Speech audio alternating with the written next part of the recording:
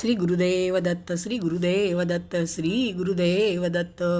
गुरुचरित्र अध्याय 27. त्या दोन मूर्ख ब्राह्मणांना श्री गुरूंनी त्यांच्या हिताचे पुष्कळ समजावून सांगितले, पण ते काही ऐकण्यास तयार होईनात. तेव्हा श्री गुरूंना त्यांचा राग आला. ठीक आहे, जशी तुमची इच्छा आहे त्याप्रमाणे घडेल असे त्यांनी त्या ब्राह्मणास सांगितले.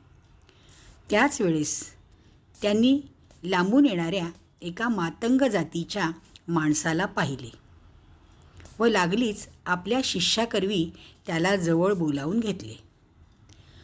लोखंडाला परीस लागल्यानंतर जसे त्याचे सोने होते त्याप्रमाणे सद्गुरूंच्या कृपादृष्टीने त्याच्या उद्धारगतीची वेळ जवळ आली. सद्गुरूंनी त्याच्या हातात दंड देऊन शिष्याकरवी महारेषा काढल्या, तसेच त्याच्या सर्वांगाला विभूती लावण्यास सांगितली. तैसा तया पतितावरी कृपा केली श्री गुरु नरहरी, दंड देओनी शिष्याकरी रेखा 6 काढविल्या. तैसा तया पतितावरी कृपा केली श्री गुरु नरहरी, दंड देओनी शिष्याकरी रेखा 6 काढविल्या. गुरुदेव दत्त, गुरुदेव दत्त, गुरुदेव दत्त. अध्याय 27 पूर्ण.